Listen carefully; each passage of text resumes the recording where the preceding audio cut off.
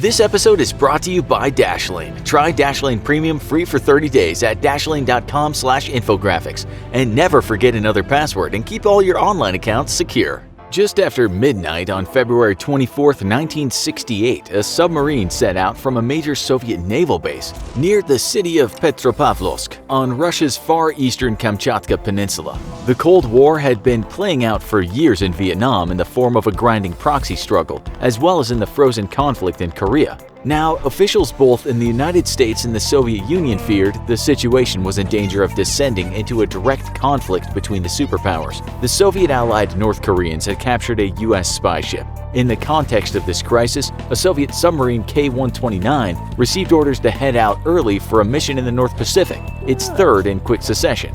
The K-129 carried 3 missiles capable of delivering a nuclear payload well over 700 miles and had been in service since 1960. Powered by a diesel engine, she belonged to the 629A class of submarines, known to the U.S. as Gulf II. Gulf subs weren't at the cutting edge of Soviet technology, but were still important assets in their arsenal. With an extra-large complement of 98 officers and sailors packed on board, this patrol was scheduled to continue through May 5, making a distant approach to American waters far northwest of Hawaii. But on March 8th, the Soviet base failed to receive a planned radio transmission from the sub. The following day, the Soviet Navy began sending out a flotilla of subs, other ships, and planes to search for the lost vessel. But with as much as 1 million square miles of ocean to search, they were unable to even locate a wreck.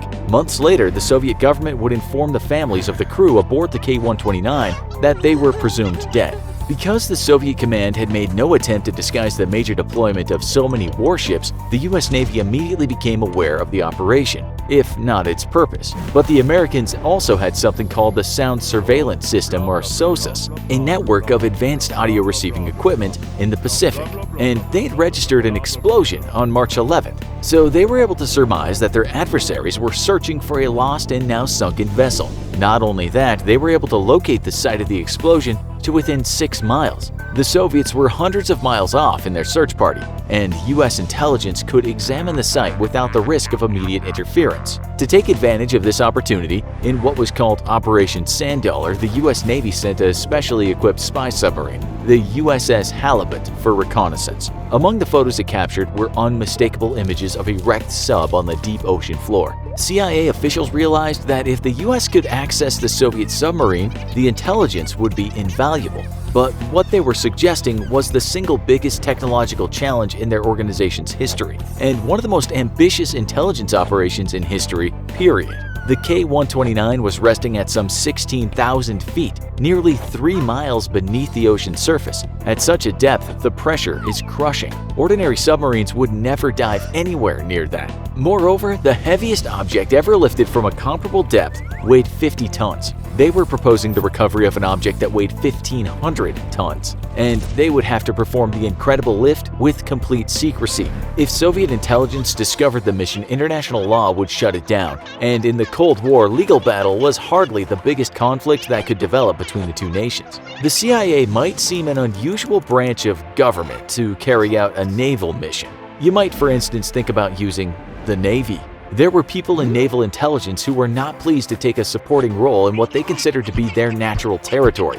But by now, the CIA had for several years demonstrated the ability to develop advanced technology on the fly, employing engineers as contractors in secret projects with minimal organizational friction. So began Project Azorian, named for the Azores Islands in the Atlantic Ocean, for no particular reason. CIA codenames were essentially arbitrary. Still, this was really a new scale of research and development. The technology to lift a heavy object from the bottom of the ocean did not exist. Even mining and drilling in deep water were considered a considerable challenge. But that fact actually helped provide the mission with its cover. The story would actually be another major project of naval engineering, building a ship-based deep ocean mining rig. There would be some overlap in the equipment needed, and the building of a huge recovery ship impossible to hide would make perfect sense. If all went well, Soviet spies wouldn't even think to look for a military or intelligence component to the civilian industrial product. In 1970, the company Global Marine was the leader in development and operation of deep-sea mining equipment. They had that year successfully tested complex manipulation of seafloor drilling equipment with their ship the Glomar Challenger. Funding the research would present two challenges. First, the expensive project of course had to be given the green light from the highest levels, but there also had to be some explanation for the funding of the extensive development. To that end, the eccentric and private billionaire Howard Hughes lent his name as the mining operations investor of record, forming a shell corporation called Summa to hide the money for Project Azorian. Hughes had assisted with intelligence gathering in the past, and in addition to being a plausible funder, his inaccessibility meant he wasn't likely to be a security risk. He may not even have known or cared exactly what the real operation was, but his name added a kind of luster to the cover story, which received some interest from the press. The Hughes Global Marine Venture would be the development of equipment that could gather nodules of manganese and other minerals that accumulated around sediment on the ocean floor. In principle, it seemed like it could be a profitable enterprise, and since no one had ever tried it before, there was no hard evidence to the contrary. Early on, the CIA team rejected exotic ideas like extracting hydrogen from the water around the wreck to create a balloon that would lift the sub. Instead, they would use what was called a string, actually a series of steel pipes, to lower a remote-operated capture vehicle with a claw to the ocean floor. The vehicle would have a detachable complement of legs as a kind of lander, which would allow leverage to initiate the tremendous lift, without the risk of sinking into the seafloor if it proved semi-fluid. The legs would then detach and the string would be pulled up one segment at a time. The ship itself, the Glomar Explorer, would have a giant hidden moon pool in its hull that could accommodate the submarine, which measured over 320 feet in length. Pulling the wreck to the surface required that the vehicle remain virtually stationary in the water, and so the Explorer was outfitted with a complex gimbal system that allowed continual adjustment in the effective center of mass for the huge ship. But there was also the matter of the nuclear weapons. The recovery crew would have to treat the entire wreck as contaminated because the material within the warheads would have by then leaked onto everything. Plus, there were nuclear-tipped torpedoes, but the payoff would be an inside look at the Soviet nuclear weapons program, in addition to all of the technology of the submarine itself. Even more valuable would be insights into the Soviet Union's communication systems, specifically their coded communications. Provisions were made to try to salvage waterlogged paper to preserve the K-129's codebooks and other records. By 1974, the undertaking had overcome all the engineering obstacles, at least they hoped, not to mention calls from some who were in the loop to call off the project that was costing hundreds of millions of dollars, with a dubious chance of success. The ship was its own prototype. The team could do testing closer to shore, and did, off California's Santa Catalina Island. But the whole thing was designed for one mission, and likely they'd only get one try. Once the Explorer was in place about 1,500 miles west of Hawaii, with sophisticated, essentially experimental equipment, it took longer than planned to get everything running properly for a retrieval attempt. There was an inkling of what the Americans were up to, but the CIA mission had apparently managed to keep intel out of the hands of any foreign agents, and the task itself seemed impossible, so it was reasonable for the Kremlin to brush aside fears that the US might recover the K-129. Still, while the recovery team were in position, the Soviets took notice and sent a surveillance mission in what looked like a civilian vessel to contact the Explorer. They exchanged messages in Russian, and the command on the Soviet ship bought the cover story. This was, they determined, what it looked like, an experimental mining expedition. Still, not everyone in the Soviet military brass was convinced, and later a tugboat arrived with much the same purpose. The interaction the second time was, in a way, both more confrontational and less harried for the recovery team. With the tugboat in close visual range of the Explorer, the Soviet sailors mooned the American rig workers, who responded in kind, after which the enemy tugboat departed. This was not the peak of tension in the Cold War. When all of the components of the ship were ready, the crew of the Explorer began lowering the recovery vehicle Clementine nearly 3 miles to their target, one steel pipe section at a time. The lander arrived above the hull of the sunken submarine, and the arms of the recovery craft closed and took hold. Up at the other end of the video feed, remote steering of the robotic vessel took great skill and cool nerves. Once the arms were in place, the remote pilot began the incredible feat of lifting the enormous payload from the seafloor with the force of the lander's legs. Fortunately, the ocean bottom was quite solid, preserving more lifting power than a fluid base would allow. Once the sub was safely suspended in the water, the legs were detached and the rest of the power to pull would come from the string. As sections of the pipe were removed from the string, the cumulative weight dropped significantly, reducing the force needed to pull each time. But partway up, 2 of Clementine's claws broke, and the submarine they held snapped. Most of the K-129 broke away and fell back to the seafloor. Although a chunk was still in her grasp, the recovery team had to relay this news back to Langley. The first reaction from the Home Office was to abort and try again, but the engineers of the Glomar Explorer knew that if they stopped and reset, they were likely to come back completely empty-handed. Even a partial success had been far from assured. In the end, their boss at the CIA relented and let the team continue with the lift. At last, a portion of the submarine rose up and into the moon pool. Everyone intended to make necessary repairs and adjustments to the equipment and return to the site the next time ocean conditions were favorable,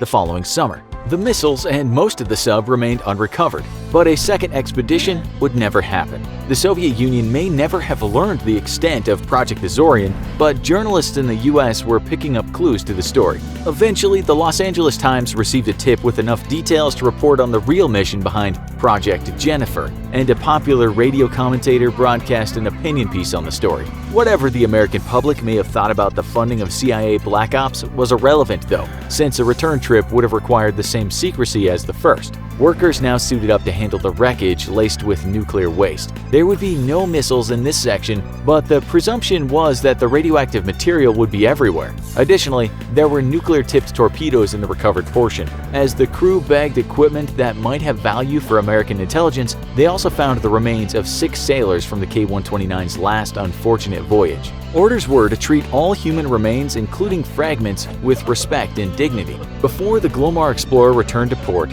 the sailors received a burial at sea with military honors, with both the Soviet naval flag and the American flag on display, and both of the nation's anthems played. The ceremony was videotaped, and years later, when the Cold War adversaries had awakened from their decades-long nightmare, a later CIA director would present the naval flag and the video to Boris Yeltsin, first president of the newly established Russian Federation. The final price tag for Project Azorian was $350 million. It took longer to plan than the early space missions and coincided with the Nixon era, when American confidence in the government in general was low, and the illegal abuse of secrecy was rampant. Like the space program, it did offer some spin-off technology. Almost as an afterthought, it made major advances in the field of deep ocean drilling, and the Glomar Explorer would later serve a function similar to its cover story. The requirements of détente with the Soviet Union necessitated a calculated silence about the program, since an acknowledgement by the Americans would embarrass their adversaries, unhelpful in strategic negotiations. In fact, it was in response to Freedom of Information Act requests about the project that the CIA developed its so-called Glomar response, that it would neither confirm nor deny a matter in question. But parts of the project were declassified in 2010 following the release of Michael White's 2009 documentary Azorian, The Raising of the K-129. Josh Dean's The Taking of K-129, published in 2017, provides most of the details of our coverage, but the exact extent of the intelligence that was gleaned from the K-129 remains a secret. Conflict between the US and Russia is far from dead, and it's mostly just moved to being a battle that takes place digitally rather than in the open sea, and it's normal people like you and me who stand the biggest chance of getting caught in the middle. But you don't need to have the resources of an army to protect yourself. Dashlane is the one and only tool you need to keep you safe online, and their multi-country VPN lets you browse safely and privately no matter where you are, across any device. Don't leave yourself vulnerable to digital snooping or malicious hackers. Give Dashlane and its features-packed VPN a try today. We love using Dashlane because not only does it act as a best-in-class VPN, it'll send you breach alerts for when one of your online accounts is compromised by a hack. Be safe online while the rest of the internet is at war. Head on over to www.dashlane.com/infographics for a free 30-day trial, and if you use the coupon code Infographics, you can get 10% off a premium subscription today. What better ways can you think of to spend $350 million? Or maybe your dream is to lift Soviet submarines off the seafloor. Tell us in the comments. Now go watch the deadliest submarine the USSR ever built. Thanks for watching, and as always, don't forget to like, share, and subscribe. See you next time.